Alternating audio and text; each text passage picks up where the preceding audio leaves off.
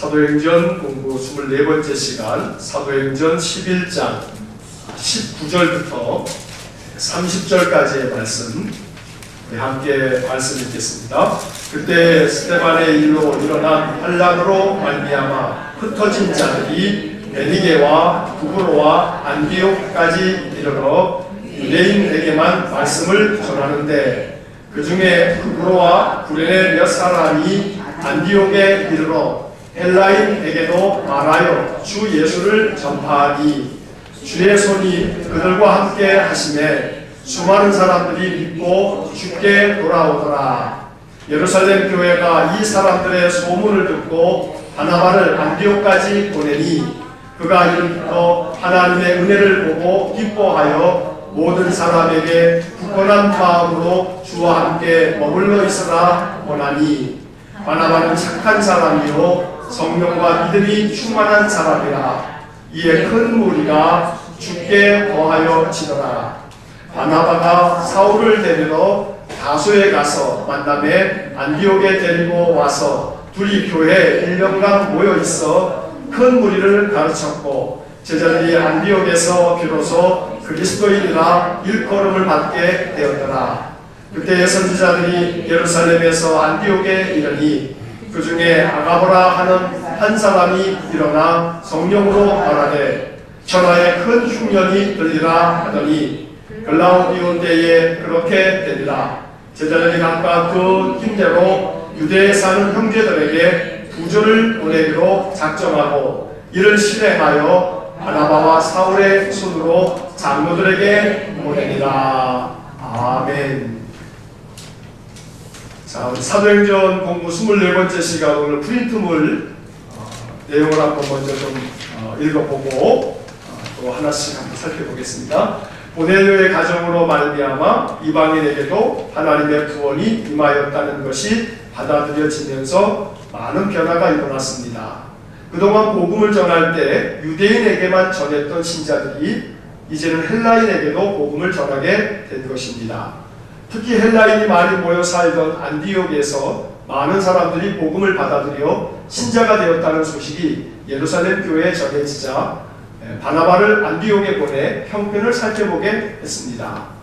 바나바는 안디옥 교회 신자들의 믿음을 굳건하게 세우고 나서 사울을 찾으러 다소에 가서 그를 데리고 안디옥으로 돌아왔습니다.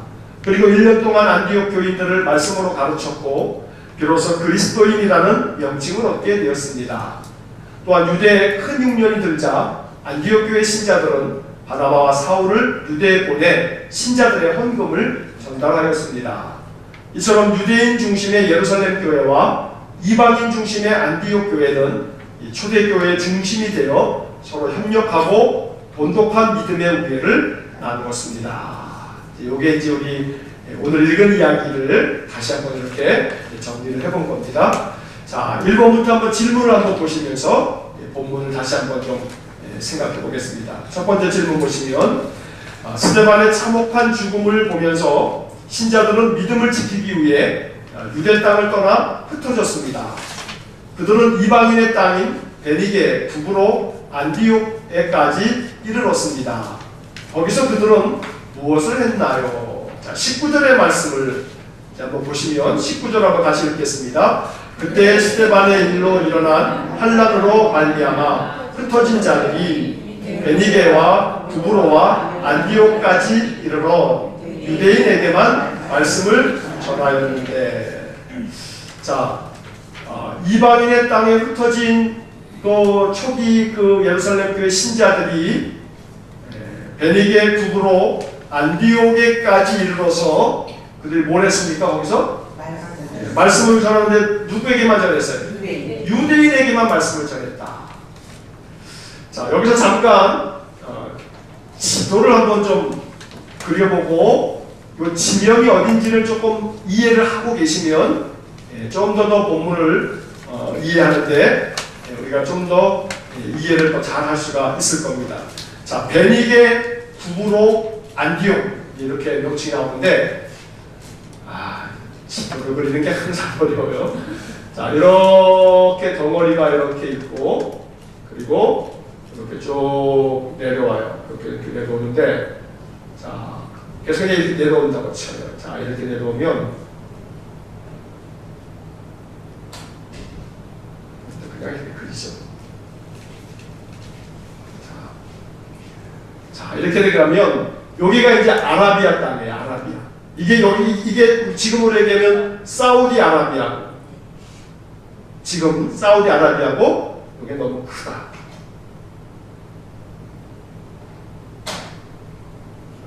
이렇게 돼 있으면 조그맣게, 이거보다 더 작죠 사실. 이게 시나이 반도예요. 시내산이 이쯤에 있는 거예요. 시내산.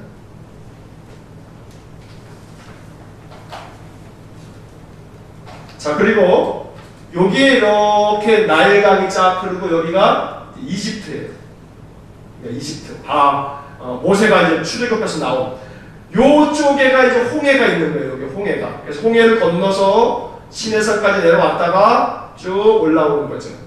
자, 그래서 이렇게 이제 이쪽이 가나안 땅인데 요쯤에 갈릴리가 있고 요단강이 있고 여기 뭐가 있겠어요? 사해가 있는 거죠. 자, 그러면 그리고 요게 이제 지금으로 얘기하면 터키 땅이에요. 터키. 성경에서는 아시아라고 불렀어요. 아시아. 옛날에는 우리 지금 이쪽에 있는 이 아시아를 몰랐어요. 옛날에는 아시아 그러면 여기였어요. 그리고 이쪽으로 이제 이렇게 유럽 땅이 펼쳐지는 거예요. 유럽 땅에 여기에 이제 그 올림픽 시작된 그리스, 헬라 이렇게 있고 뭐 고린도도 있고 뭐 이래요. 여기 터키예요. 아시아인데 이 터키 땅하고 여기 이제 팔레스타인 땅, 여기가 어디냐면은 시리아예요. 지금 시리아 난민들, 난민들이 막 문제 일으켜가지고 얘네들이 배 타고서 막 보트 피플 떠나잖아요. 여기 시리아예요. 시리아. 자, 이 시리아가 옛날에는 요 우쪽으로 해가지고 이제 아수르라고 하는 큰 제국이 있었단 말이에요. 이 아수르 제국에 의해서 북이스라엘이 멸망을 당하기도 했죠. 자, 그런데 요 앞에 조만한 섬 하나가 있어요. 자, 요 섬이 뭐냐 하면 요게 구브로예요. 구브로 섬이에요. 구브로 섬. 자, 이 구브로가 언제 한번 나왔냐면 사도행전 4장 공부할 때 나왔어요. 자, 4장 공부할 때 구브로가 어떻게 나왔냐면 구브로에서 난 레위족 사람에 대한 게 나오는데 그 사람이 누구냐면 바나바예요. 그러니까 이 구브로는 바나바, 지금 우리 성경에도 나오는 바나바의 고향이 이 구브로란 말이에요. 바나바가 구브로에서 태어났단 말이에요. 그래서 여기 구브로 섬, 여기 구브로고, 자, 그리고 베니게라고 했는데, 베니게는 요 지역을 일컬어서, 요쪽 지역을 일컬어서 베니게라고 불러요. 베니게. 그래서 요 지역 전체를 베니게라고 부르고, 그리고 안디옥이 어디 있냐면, 안디옥이 요쪽에 있는 거예요. 베니게 위쪽에 이제 안디옥이 있어요. 자, 안디옥이 있고, 그리고 그 밑에 보시게 되면 20절에 보시면 그 중에 구브로와 구레네 몇 사람이 안디옥에 이르러 이렇게 나오죠. 구레네가 어디냐면 여기에 이집트고, 지금으로 얘기하면 여기에 지금 이쪽이 커다란 덩어리가 이게 아프리카란 말이에요. 아프리카 대륙인데 이집트 옆에 지금으로 말하면 리비아라는 이 아프리카 나라에 요쯤에 뭐가 있냐 하면 이게 구레네예요. 구레네. 예수님의 십자가를 대신 진 사람이 구레네 사람 시몬이잖아요. 구레네 출신이란 말이에요. 아프리카에서 온 사람이란 말이에요. 그래서 이 구레네, 안디옥, 그리고 좀 뒤에 이제 바나바가 사울을 데리러 간 데가 어디냐면 다소에 갔다 그랬단 말이에요. 다소가 어디냐면 요쯤에 다소가 있는 거예요. 이 다소가 큰 지역으로는 길리기아,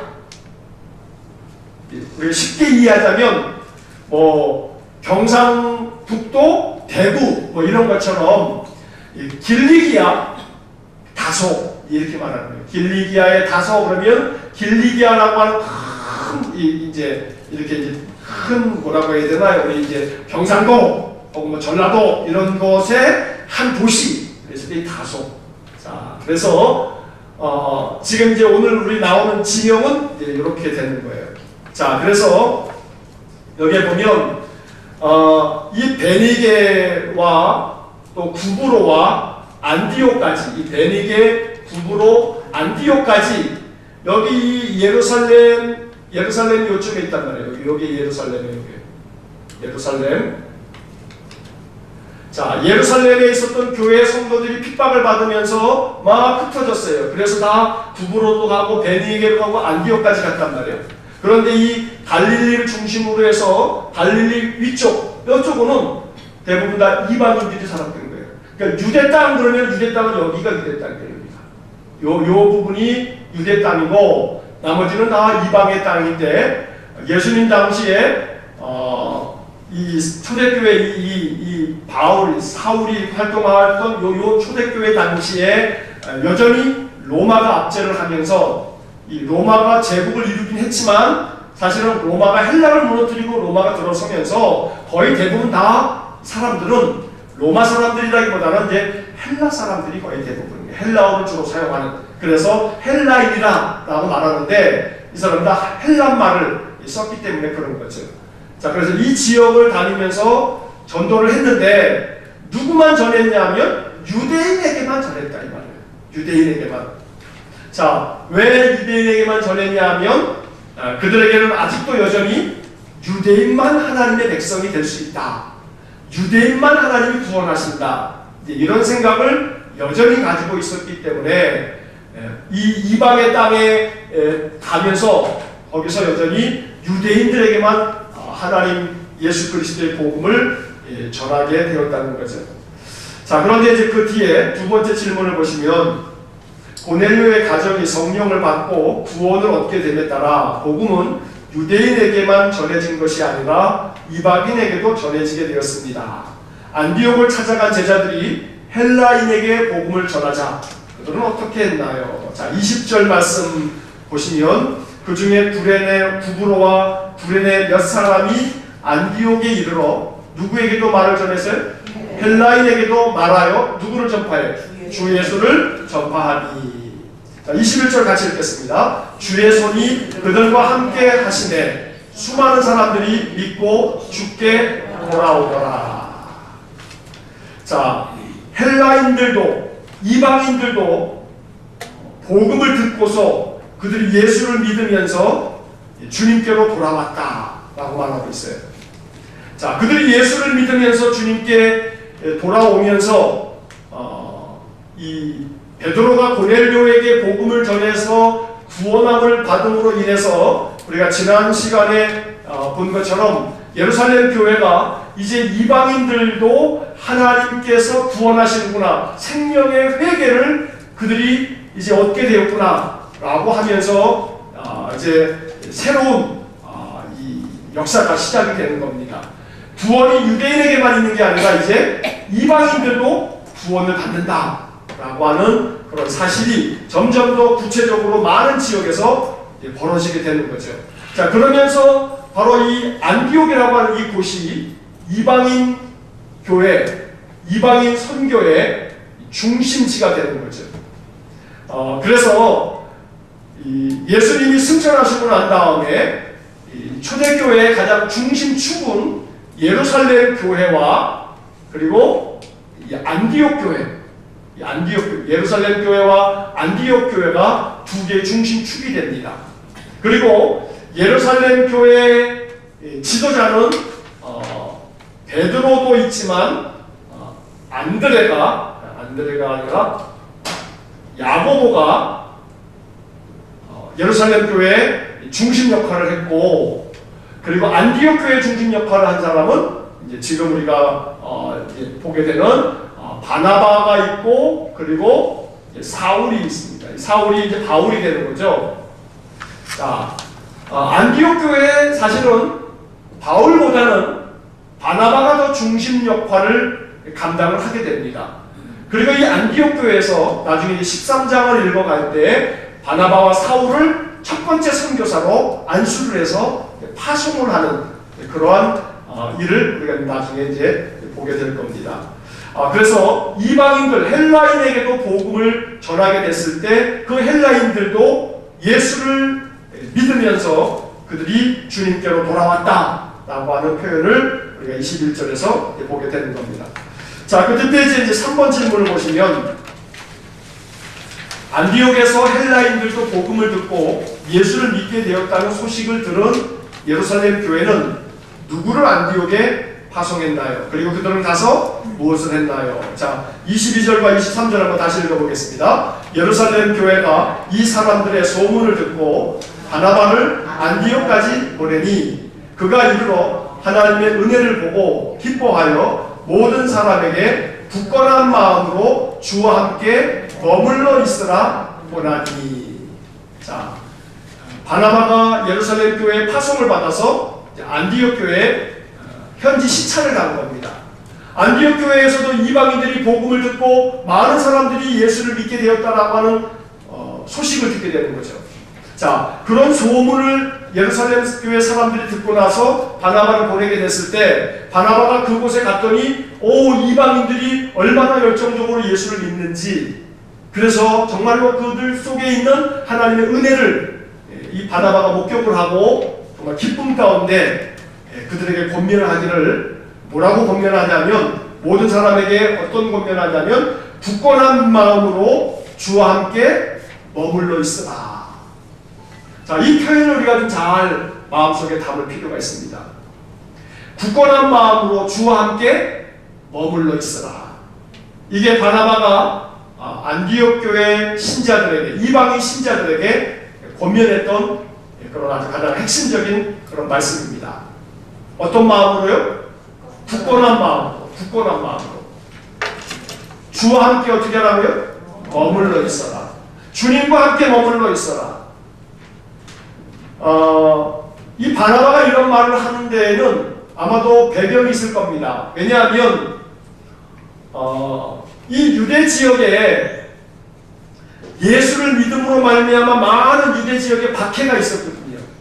그 박해로 말미암아 지금 많은 신자들이 두부로 베니게 안디옥까지만 흩어지게 되면서 지금 이 각각의 이방의 지역에 찾아와서 복음을 전하는 거거든요. 자, 그런데 그 복음을 전한 지역에서 안디옥 교회 사람들에게 이 바나바가 굳건한 마음으로 예수와 함께 머물러 있어라 라고 이렇게 이야기할 때, 이 머물러 있어라고 하는 이 말은 너희들이 어쩌면 너희들 지역에도 예수를 믿는다라고 하는 이것으로 말미암아 너희들이 어떤 박해를 받을지도 몰라. 너희들에게도 예수 믿는다는 이 한 가지 때문에 참 많은 시련이 찾아올지도 몰라. 그러니까 마음을 굳건하게 하고 주 예수와 함께 머물러 있어야 돼 라고 이 바나바가 안디옥 교회 이방인들에게도 이러한 이야기를 아주 단단하게 신신당부를 하고 있는 겁니다. 초대교회에 예수를 믿는다라고 하는 것은 참 많은 어려움이 있었어요. 희생을 감수해야 되고 손해를 봐야 될 것이 너무나 많은 거예요. 자칫하면 로마에 끌려 로마인들에 의해서, 로마 군인들에 의해서 붙잡혀가서 죽임을 당할 수도 있는 문제란 말이에요. 이제 곧 있으면 우리가 이제 이 아까 말씀드린 바나바와 바울이 전도 여행을 떠나면서 이 이방의 이 터키 지역에, 소아시 지역에 많은 지역을 전도를 하는데, 그때마다 예수 그리스도를 전하는 것으로 말미암아 각 도시마다 아주 난리가 벌어지면서 바울이 정말 많은 고초를 겪게 되거든요. 그러니까 바나바 역시 마찬가지로 그 시대 상황이 예수를 전하는 것 자체가 많은 고통을 받을 수 있는 그런 이 시대적 배경을 가지고 있었던 겁니다. 그래서 안디옥 사람들에게 굳건한 마음으로 주 예수와 함께 머물러 있어라. 흔들리지 말고 떠나지 말고 머물러 있어라. 떠나지 말아라 예수를. 예수와 머물러 있어라 라고 하는 이야기를 그토록 강조하고 있었던 겁니다. 예수 떠나지 말아라. 예수와 함께 머물러 있어라. 어떤 박해가 있더라도 예수를 떠나지 말아라 라고 하는 이 바나바의 권면을 받고 이 안디옥 교회는 많은 어려움 가운데서도 아주 그 초대교회 당시 아주 든든한 그런 교회로 자리 잡게 되었던 겁니다. 자, 네 번째 질문을 보시면 안디옥에 파송된 두 사람 중에 유독 누가가 관심을 갖고 더 소개하고 있는 사람은 누구입니까? 누가는 그를 어떤 사람으로 소개하였으며 왜 이 사람에게 주목한 걸까요? 자, 24절 말씀을 한번 보면, 자, 24절 같이 읽겠습니다. 바나바는 착한 사람이요 성령과 믿음이 충만한 사람이라. 이에 큰 무리가 주께 거하여 지더라. 자, 안디옥에 파송된 이 사람에게 제가 여기 조금 그 뒤에 것하고 착각을 했어요. 두 사람이 아니라 안디옥에 파송된 이 바나바에 대해서 이 누가가 이 이야기를 기록하면서 바나바를 좀 더 아주 24절의 이 표현으로 좀 더 상세하게 설명을 하고 있는데, 이 바나바에 대해서 뭐라고 표현하냐면 착한 사람이다. 착한 사람이다. 그리고 성령과 믿음이 충만한 사람이다. 자, 착한 사람이라고 하는 이 표현이 참 좋은 표현인데, 이 악한 시대에 우리가 사는 이 세상은 착한 사람, 그럼 어떤 사람이에요? 바보, 멍청이. 그래서 애들한테 야, 너 참 착하게 생겼다 그러면 부모한테 욕먹어요. 착하게 생겼다 그러면 아주 바보같이 생겼단 말이에요 하고 사람들은 그런 뉘앙스로, 그런 느낌으로 받아들여요. 잘못됐어요? 잘 되고 있는 거예요? 잘못됐죠. 단단히 잘못됐죠. 요즘에 사람들이 착하다라고 하는 이 착한 사람, 이 말을 아주 멍청한 사람, 바보 같은 사람, 이렇게 이해를 하는 세상이 돼버리다 보니 나쁜 사람을 좋아해. 나쁜 사람을. 여자들이 좋아하는 남자가 누구냐면 나쁜 남자. 참말. 나쁜 남자, 나쁜 사람. 이 나쁜 사람들이 맨날 나쁜 짓만 하니까 이 세상이 이 모양인 꼴이 되는 거예요. 똑똑하긴 한데 착하지 않으니까 맨 죄다. 이 세상에 제일 못된 짓들은 누가 하냐면 똑똑한 놈들이에요. 똑똑한 놈들. 조그만 도둑질은 바보 같은 착한 사람들이 하고, 큰 도둑질은 나쁜 똑똑한 놈들이 하고, 세상이 그렇게 돼버렸어요. 그러니까 이 악한 세상 가운데서 살아가면서 우리 그리스도인들이 말씀을 통해서 우리의 가치관을 말씀이 가르쳐주는 대로 다시금 정리하고 다시금 새롭게 할 수 있어야 돼요. 바나바에 대해서 첫 번째 누가가 소개하는 것은 그 사람 어떤 사람이다? 착한 사람이다. 이 착한 사람이 성령과 믿음이 충만한 이 사람이 그래서 어떻게 됐냐면 24절에 그 뒤에 보니까 이 때문에, 이것 때문에, 이 사람이 이렇게 착하고 성령과 믿음이 충만한 사람이었기 때문에 이 사람 때문에 어떻게 됐다고요? 큰 무리가 주께 더하여 지더라. 다시 말하면 무슨 얘기예요? 바나바가 착하고 성령과 믿음이 충만한 사람이었기 때문에 많은 사람들이 어떻게 됐다고요? 예수 믿게 됐다 이 말이에요. 많은 사람들이 예수 믿게 됐다. 성령과 믿음이 충만한 사람이에요. 성령 충만하고 믿음이 충만했어요. 자, 성령 충만하고 믿음이 충만했다라고 하는 이 표현들이 뒷부분에 나오는데, 여기 이 표현들은 헬라어 성경을 보게 되면 and가 중간에 연결되어 있는 거예요. 착한 사람이다, 그리고 성령 충만한 사람이다, 그리고 믿음이 충만한 사람이다. 이 헬라어 문법에서 이 접속사 and, 헬라어로는 카이라고 하는데, 요게 연결되어지게 되면 앞에 거나 뒤에 거나 그 뒤에 거가 각각의 것이 아니라 이게 다 똑같은 거다라고 하는 이해를 가지고 있는 거예요. 다시 말하면 착한 사람이 어떤 사람이라고? 성령이 충만한 사람이고 믿음이 충만한 사람. 뒤집어 얘기하면 믿음이 있고 성령이 있는 사람은 어떤 사람이냐면 착한 사람이다. 성령 충만하고 믿음이 충만하다고 이렇게 얘기하면서 착하지 않으면 그 성령 충만한 거야, 안 해요? 그건 아니다 이 말이에요. 성령 충만하고 믿음이 충만한 사람은 어떤 모습으로 반드시 나타나야 되냐면 착한 사람으로 나타나야 되는 거예요. 뭐 어제 오늘 얘기는 아닙니다만 갑질 논란이 뭐 우리 사회에서 최근에 뭐 계속이잖아요. 계속.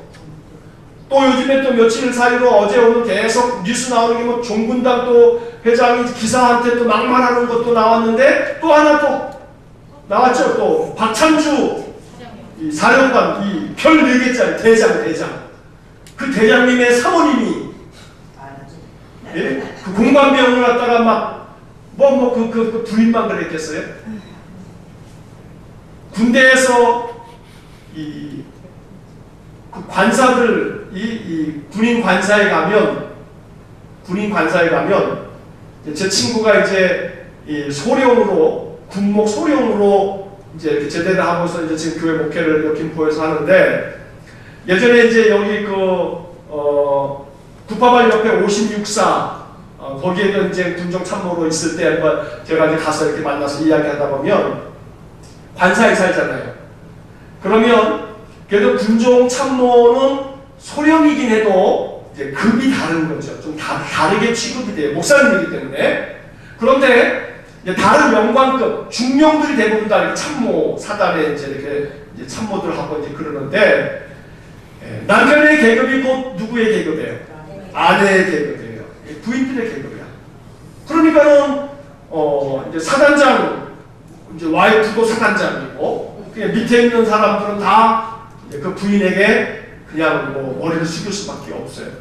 그러니까 뭐 이 병사들이야말로 그건 뭐 종 부리듯이 부리는 거죠. 특히나 사단장 투스타 사단장도 아주 대단한 이 지위와 권위를 갖는데 별 4개짜리니까 말이에요. 우리나라 별 4개가 몇 명 되지도 않는데 은혁아 너 별 4개 자주 봤냐? 거기서는 좀 보나? 네? 별 4개 이 군대에 있을 때 몇 번 봤어? 저희 훈련소 소장님이 별 2개 그렇지 소장이니까 별 4개 본 적 있어? 군대 수련해요. 별 4개 보기가 참 하늘의 별 따기예요. 별 4개 보기가 얼마나 어려운데요. 그런데 유감스러운 것은 뉴스에 나오는 그 뉴스를 듣다 보면 정말 반장하겠어요. 이 별 4개 대장님하고 그 사모님께서 예수를 믿는 아주 독실한 사람인 것 같아요. 새벽 기도도 다니고요. 그리고 그 뉴스 보니까 가관이더라고요. 가관이 아주. 그런 얘기만 안 나오면 좋지만 그게 뭐 사실인 걸 뭐. 새벽 기도도 열심히 다니는 두 내분이야. 그러면 뭐해? 그러면 뭐해? 아마 직분이 있는 아마 아주 유력한 그런 신앙인인 것 같은데 그런데 그런 갑질을 행하는 걸 보면 착한 사람이에요? 안 착한 사람이에요? 안 착한 사람이에요. 착하지 않아요. 그게 아주 뿌리 깊은 관행처럼 이 군대 안에 군대만 그래요. 사회도 그렇고 심지어는 교회도 그래요. 교회도. 제가 아주 충격적인 그 옛날 이야기는 신학교 졸업하고 이제 전임 전도사를 하고 이제 부목사를 할 때 제 친구 하나가 여쪽에 여기 고양시 안에서 그때 이제 전도사를 하고 이제 목사 안식을 막 받고 막 그럴 때였어요. 근데 그 교회가 우리 노예 안에 있어요. 나중에 이제 알게 된 우리 노예 안에 있는데 그 교회 목사님이 중령 예표를 하신 분이에요. 현역 군인 중령 예표를 하시고 그리고 나중에 목회를 이렇게 하신 분이셨어요. 그래서 이제 제 친구가 거기 전임 전도사로 있을 때 목사님 댁에 자잘한 심부름을 다 하는 거야. 자잘한 심부름. 심지어는 뭐 세탁소 가서 뭐 이렇게 그 세탁소에 맡겨놨던 거 찾아오는 것까지 그걸 시켜. 말도 안 해. 그러니 교회 목사들도 그렇단 말이에요. 우리 사회가 얼마나 권위적이고 얼마나 갑질을 행하는 일들이 아주 비일비재할지 몰라요. 그러니까 오늘 이 바나바의 이야기를 우리가 읽으면서 오늘날 이 현대 기독교인들이 또 많은 지도적 위치에 있다라고 이야기하는 사람들이 이 말씀 앞에서 각성하지 않으면 안 되는 거죠. 우리 모두가 말해요. 바나바는 어떤 사람이라고요? 착한 사람이에요. 자, 이 표현을 보세요. 바나바는 성령과 믿음이 충만한 사람이요 착한 사람이었다. 이렇게 표현하는 것이 아마 순서에 맞을 거예요. 성령 충만한 게 먼저죠. 착한 사람이 뭘 먼저겠어요. 근데 뭐가 먼저 표현돼요? 착한 사람이다 먼저 이렇게 얘기하고 성령과 믿음이 충만한 사람이다. 그 다음에 그게 뒤에 나온단 말이에요. 뒤에 나와요. 이렇게 번역이 되어져 있고 이렇게 되어 있단 말이에요. 그러니까 사도행전을 쓴 누가는 바나바가 어떤 사람이라고 하는 걸 강조하고 싶은 거예요. 지금 착한 사람이라고 하는 걸 강조하고 싶은 거예요. 너무나 악한 시대에 살다 보니까 착한 게 뭔지 잘 몰라요. 우리는 지금 뭐가 착한지를 잘 몰라. 착한 사람이 거짓말 해요, 안 해요? 예? 거짓말 안 해요. 진실한 말이에요. 착한 사람이 욕해요, 안 해요? 욕 안 한단 말이에요. 착한 사람의 속과 겉이 달라요, 같아요? 같죠? 앞에서는 이렇게 행동하고 뒤에서는 이렇게 행동하고 이렇게 달라요, 아니면 같아요? 같다 이 말이에요. 같아야 돼. 착한 사람은 앞에서 했으면 뒤에서도 하고 뒤에서 하면 앞에서도 하고 똑같이 해야지. 앞에서는 이렇게 하고 뒤에서는 저렇게 하고 그런 건 착한 거예요, 안 착한 거예요? 안 착한 거예요. 겉과 속이 다르면 돼요, 안 돼요? 안 된단 말이에요. 사람이 세월을 살아갈수록 사람은 영적인 존재이기 때문에 이게 알아차린단 말이에요. 착한지 안 착한지 알아차린다니까요. 앞에서 하는 말하고 뒤에서 하는 말이 같은가 안 같은가가 나중에는 이게 다 드러나게 돼 있어요. 그냥 헛똑똑이가 있어. 헛똑똑이가 똑똑한 사람은 정말로 착한 사람이 되는 거야. 이게 앞에서나 뒤에서나 거짓말하지 않고 진실하게 겸손하게 따뜻한 마음으로. 그런데 성령 충만한 것 같지만 믿음이 있는 것 같지만 오늘날 교회 안에 마치 성령 충만한 듯 믿음이 굉장히 큰 듯 행세를 다 하면서 뭐가 안 해요? 착하지가 않아. 저희 집사람이 어린이집을 이렇게 교사로 다니고 지금 있습니다만 여러 번 어린이집을 이렇게 옮겼어요. 왜 옮기냐면 원장들이 참 욕을 한번 해야겠다. 지랄이구나. 근데 그 중에 아마 반수 이상은 교회를 다니는 집사들이야. 그리고 선생님들 중에 교회를 안 다니는 선생님들도 있어. 그러면 자기가 아예 그렇게 못했을 경우는 교회 다니는 티를 하든 말든지 티는 다 내면서 누가 전화 오면 집사님 어쩌고 저쩌고 뭐 그랬으면서 착하지 않아요. 그러니까 성령 충만하고 믿음이 충만한 이 바나바를 일컬어서 누가는 요것을 먼저 표현하지 않고 착한 사람이요 라고 하는 것을 먼저 이야기하는 것을 볼 때 오늘날이나 2000년 전이나 다르지 않은 거예요. 옛날에도 마찬가지야.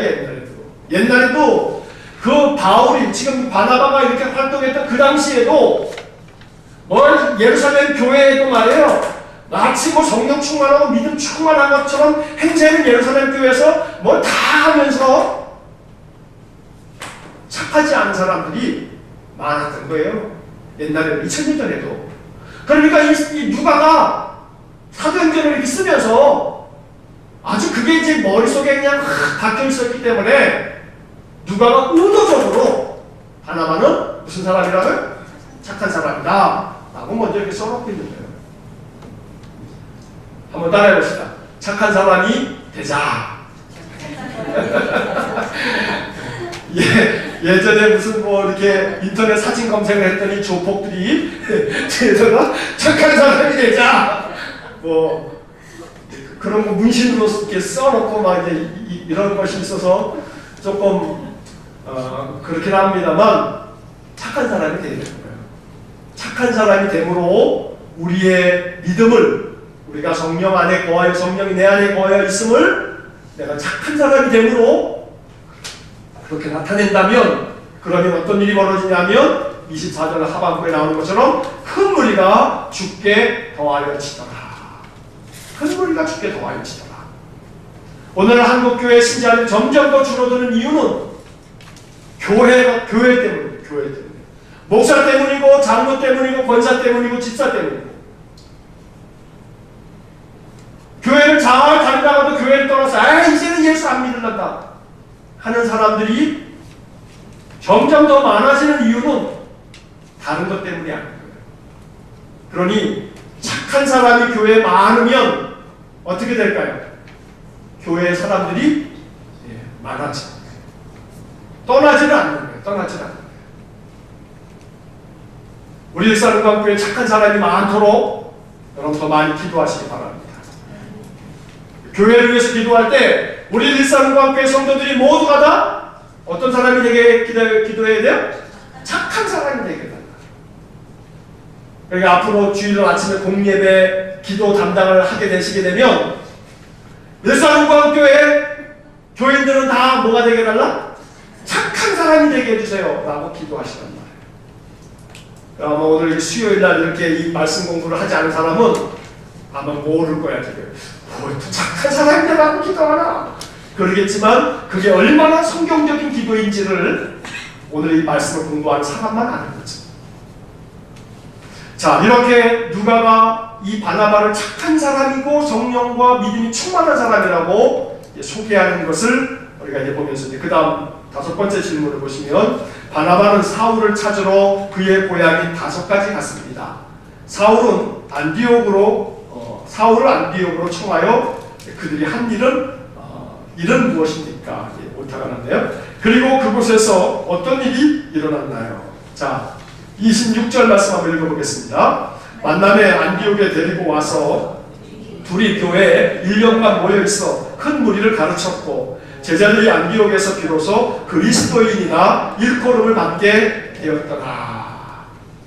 자, 바나바가 안디옥에 갔을 때 안디옥에서 사람들을 권면하다가 다소에 가서 다소에 있는 이 사울을 데리고 왔어요.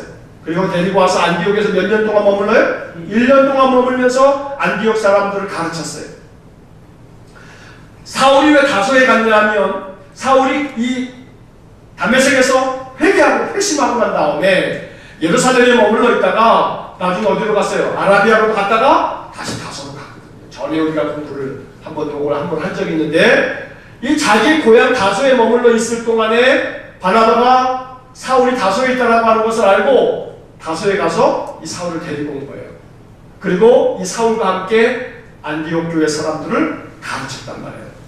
자, 중요한 것은 이렇게 안디옥 교회에서 바나바와 사울이 그 교인들을 1년 동안에 아주 잘 가르쳤을 때 어떤 결과가 벌어졌냐면 그 뒤에 26절 하반절에 이렇게 되어 있죠. 안디옥에서 비로소 그리스도인이라 일컬음을 받게 되었더라. 그러니까 초대교회의 그 신자들이 그리스도인, 크리스찬이라고 하는 그러한 명칭을 얻게 된 것이 안디옥에서 비로소 그렇게 사람들이 그렇게 불렀다 이 말이에요. 자, 이름을 누가 부르는 거예요? 내가 불러요? 다른 사람들이 불러요? 다른 사람이 부르죠. 안디옥 교회 교인들이 자기들끼리 그리스도인이다 이렇게 말하는 게 아니고 교회 바깥에 있는 사람들이 저 사람들은 그리스도인이야. 다시 말하면 그리스도에게 속하여 있는 사람이야. 크리스찬이라고 하는 말은 그리스도에게 속하여 있는 사람, 그리스도에게 소속된 사람, 이게 크리스찬이란 말이에요. 크리스찬. 자, 안디옥에서 바로 신자들이 그러한 이름을 얻게 됐어요. 자, 이 말은 안디옥 교회 교인들이 바나바와 사울의 말씀을 들으면서, 말씀을 배우면서 그들이 믿음이 진짜 그리스도에게 속한 사람이 되어져 갔던 거예요. 그리스도인다운 사람들, 진짜 예수쟁이들이 됐다는 거죠.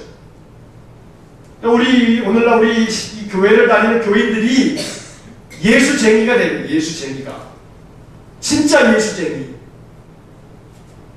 그래서 우리를 일컬어서 그리스도인이다 라고 하는 그러한 이 이름을 얻을 수 있어야 되는데, 오늘 우리는 그리스도인이라고 하는 이름을 얻지 못하고 있단 말이에요.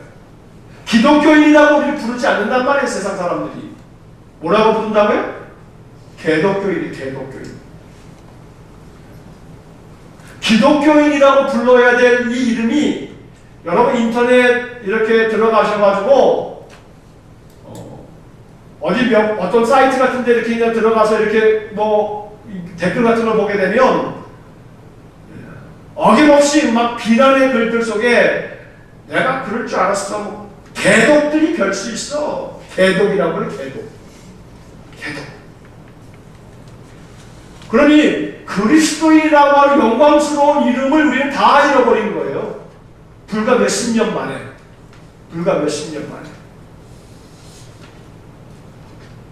이유가 뭘까를 가만히 생각해 보면 말이에요. 이유는 다른 데 있지 않아요. 교회가 성장하면서 맨 교회 짓는 일만 혈안이 된 거예요. 교회 짓는 일만. 교회를 짓는데 뭐 몇십억에서부터 많게는 몇백억에서 또 몇몇 교회는 몇천억에 이르도록 교회를 짓는 거예요. 서울에 있는 초대형 교회들은 몇천억, 3천억, 사랑의 교회 3천억을 들여서 건물을 짓는 거예요.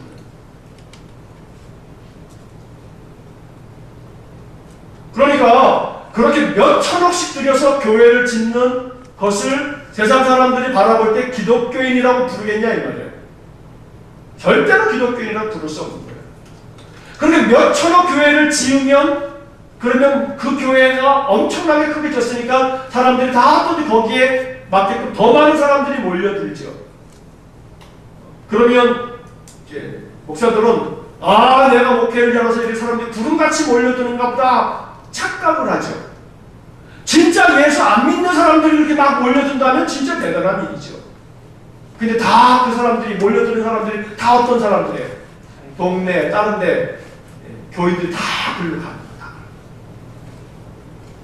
오죽하면 서울에 있는 대형교회 어떤 교회가 대전에다가 이렇게 지교회를 세우려고 했더니, 지교회를 세우려고 하는 그 소식을 전해 듣고서 대전에 있는 그 주변에 있는 막 교회 목사들이 대모를 해가지고, 그래서 그 교회를 거기서 못 졌다는 얘기가 있단 말이에요. 실제로. 그런데 한국교회가 오늘날 기독교인, 그리스도인이라고 하는 영광스러운 이름을 다 잃어버리고 개독교인이다, 개독들이다 라고 하는 이름을 얻고 있으니, 이 개독이라고 하는 소리가 정말로 그리스도인이라고 하는 이름으로 바뀌어지도록, 이 이름을 바꾸는 일에 한국교회가 아주 전적으로 이 일에 집중하지 않으면 한국교회에 희망은 없는 거죠. 한국교회에 희망은 없는 거예요. 한국교회가 이름을 새로 얻지 못하면, 본래 이름을 되찾을 수 없다면, 가끔, 정말 가끔 큰 교회 목사가 되고 싶다라고 하는 생각이 정말 가끔 들 때가 있어요. 어느 때 진짜 큰 교회 목사가 되고 싶은 마음이 드냐면, 이런 거 뜯어고치고, 어떻게 뜯어고치나? 방법은 간단해요. 큰 교회 목사가 돼가지고 그 교회 모든 재산들 정리하는 거예요. 근데 이제 큰 교회 목사가 되면 절대 또 그렇게 못하지 또. 이미 그 구조 안에 다 있어가지고, 서울의 대형 교회 목사들은요, 거기에 이제 목사님들이 은퇴를 하시고 다른 그 다음 후임 목사가 되려면요, 그 후임 목사로 들어오는 사람은요, 그 교회 가서 끽소리 못하고 그냥 설교만 하는 거예요. 교회 모든 것들은 당회원들이 다 자기 주장 폈다가는 쫓겨나는 거예요. 이 한국 교회가 이게 지금 얼마나 심각한 문제를 안고 있는지 몰라요. 그러니 이 기독교가 되어지는 이게 한국 교회의 가장 중요한 이슈가 되지 않으면 희망이 없는 거예요. 지금 뭐 한국 교회 아주 교단을 이끌어가는 많은 양반들이 엉뚱한 것에 힘쓰고 있는데 정말 힘써야 될 것은 개혁교라고 하는 이름 이거 청산하자고 나서야 된단 말이에요. 총회장으로 나서는 사람들이 따로 매 엉뚱한 공약만 해대고 있어요. 총회에 뭐를 건립하겠다. 뭘 짓겠다. 매일 짓는 거. 건축업자라고 해서 건축업자입니다.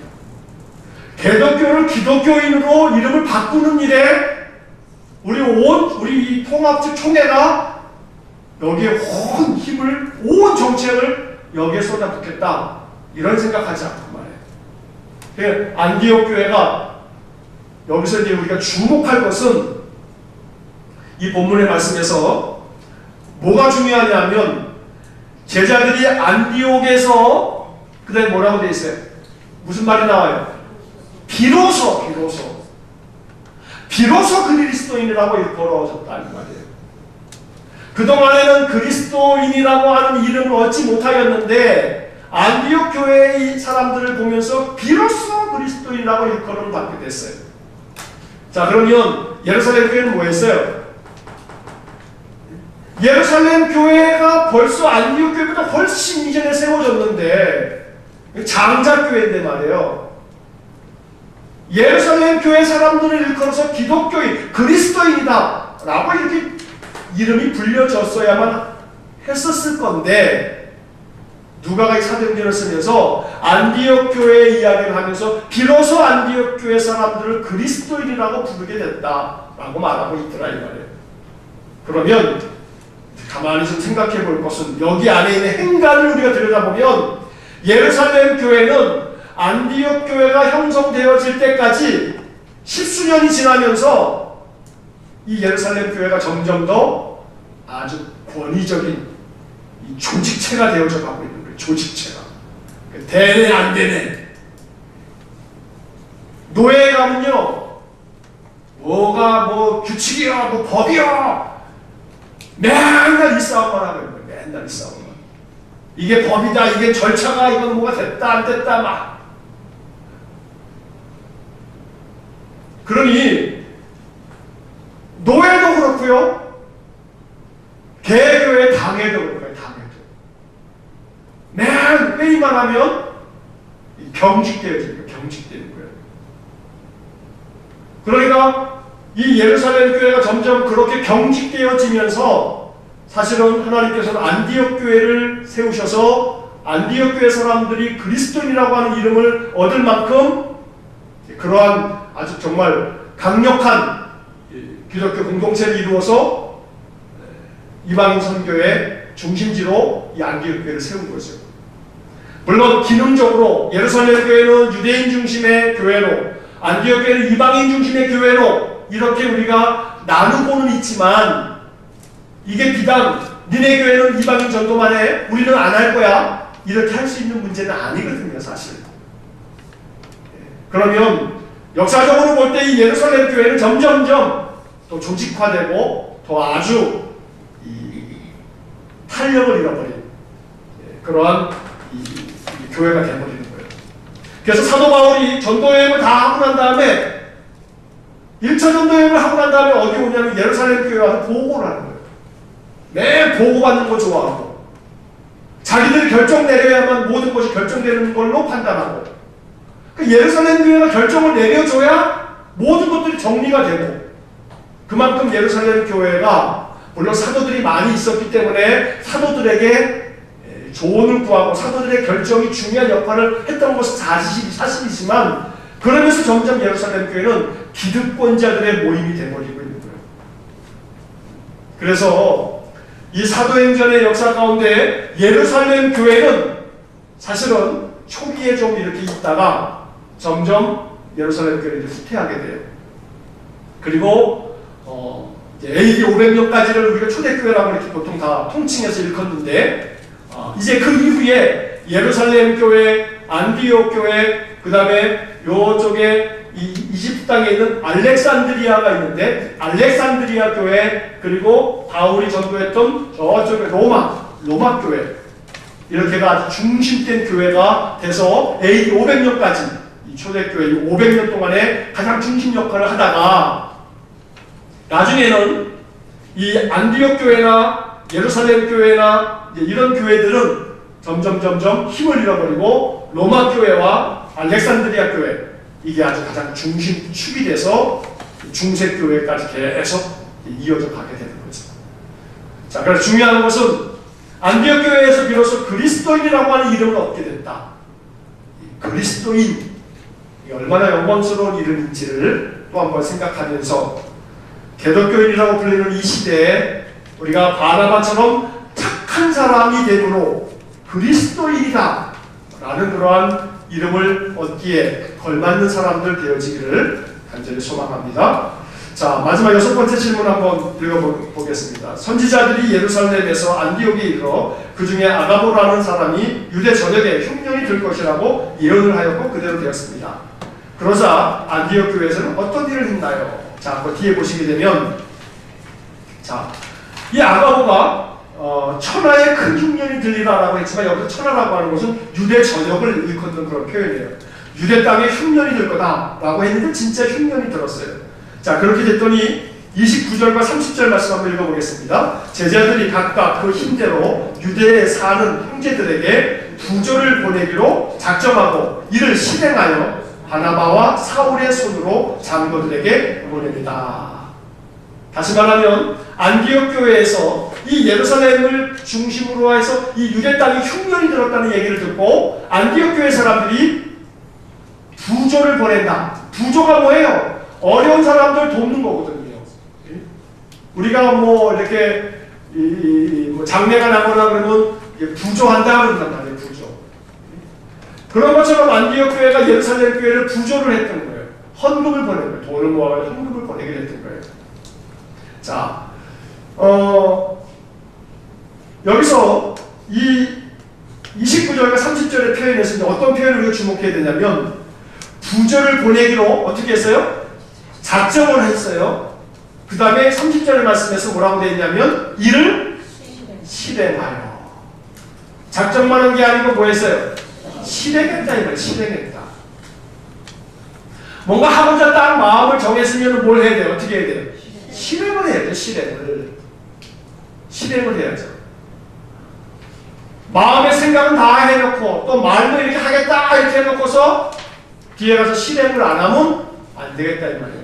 안디옥 교회는 작정을 하는 것을 온전하게 실행을 했어요.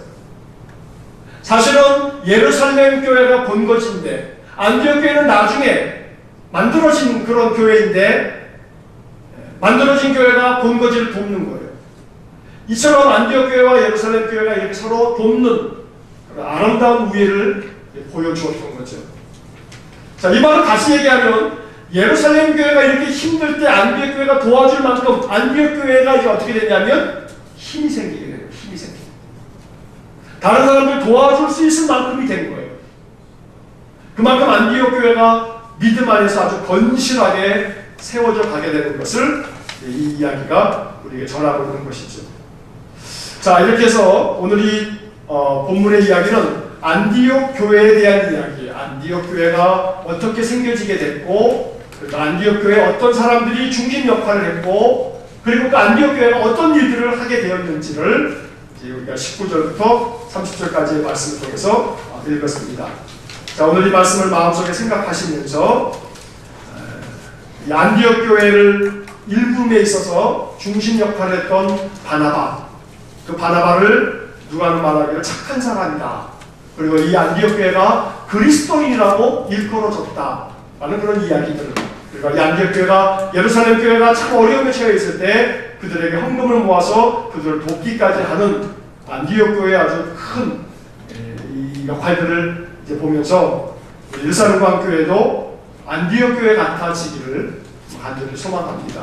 기도하실 때마다 하나님 우리 일사동학교회가 안디옥 교회 같게 해주십시오. 우리 교회 신자들이 말씀 안에서 말씀을 배워가면서 더 바나바처럼 착한 사람들 되게 하시고 성령과 믿음이 충만한 사람이 되게 해주십시오. 이렇게 기도하면서 우리가 또한 많은 사람들을, 많은 교회를 도울 수 있는 그런 교회가 되게 해달라, 안디옥 교회 같이 되게 해달라 라고 기도할 수 있게 되길 간절히 바랍니다. 다 같이 말씀 생각하면서 잠시 한 번만 기도하고 축도를 마치겠습니다.